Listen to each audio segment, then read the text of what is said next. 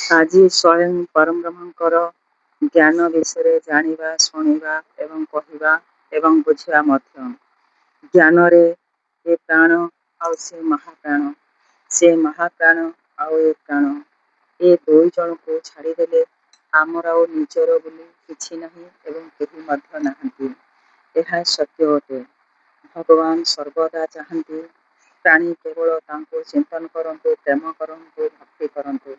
ଏହା ସତ୍ୟ ଅଟେ ଏବଂ ନିଜକୁ ପୁନଃସମର୍ପଣ କରିକି ତାଙ୍କ ଧାମକୁ ଯାଆନ୍ତୁ, ତାଙ୍କ ଚରଣକୁ ପ୍ରାପ୍ତ ହୁଅନ୍ତୁ।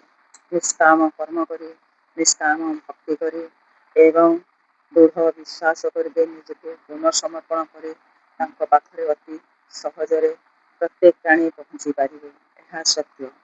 କିନ୍ତୁ ସ୍ୱୟଂ ପରବ୍ରହ୍ମଙ୍କ ସଂସାରକୁ ଯଦି ଦେଖିବା, ସଂସାରର ପ୍ରତ୍ୟେକ କର୍ମ କରିବା, ଏ ପରବ୍ରହ୍ମଙ୍କ ସଂସାରରେ ଶ୍ରେଷ୍ଠ ହେଲେ ପିତାମାତା। ପିତାମାତାଙ୍କ ସେବା କରି ଆମେ କେବେ ତାଙ୍କ ଋଣ ଶୁଝି ପାରିବା ନାହିଁ। ଏହା ସତ୍ୟ। ଶହ ଶହ ବର୍ଷ କଲେ ବି କିଞ୍ଚିତ ବି ତାଙ୍କ ଋଣ ଶୁଝି ପାରିବା ନାହିଁ। କିନ୍ତୁ ତାଙ୍କ ଆଗରେ ଉଚ୍ଚ ସ୍ୱରରେ କଥାବାର୍ତ୍ତା କରିବା ଇଏ ଅତି ନିନ୍ଦକର କଥା। ତାଙ୍କୁ ଟର୍ଚ୍ଚର କରିବା, ଦୁଃଖ ଦେବା ଏବଂ ତାଙ୍କୁ ଖାଇବାକୁ ଦେବା ନାହିଁ, ପିନ୍ଧିବାକୁ ଦେବା ନାହିଁ, କି ଡକ୍ଟର ଦେଖିବା ନାହିଁ, କି ମେଡ଼ିସିନ ଦେବା ନାହିଁ। ଯେଉଁ ପିଲାମାନେ ଏଇଭଳି କରନ୍ତି, ସ୍ୱୟଂ ପରବ୍ରହ୍ମ ତାଙ୍କୁ ଅତି ଦଣ୍ଡିତ କରିବେ, ଅତି ମାନେ ବହୁତ ଜଲ୍ଦି ଦଣ୍ଡିତ କରିବେ। କିନ୍ତୁ ବେଳ ଥାଉ ଥାଉ ସମସ୍ତେ ସୁଧରି ଯାଆନ୍ତୁ ଏବଂ ଦଣ୍ଡିତ ହୁଅନ୍ତୁ ନାହିଁ। ଆମେ ବାପା ମାଙ୍କର ଅତି ସ୍ନେହ ଶ୍ରଦ୍ଧା ସହିତ, ଭକ୍ତି ସହିତ ସେବା କରିବା। ସେବା ତ ସେମାନେ ଅଲରେଡ଼ି କରି ରଖିଛନ୍ତି।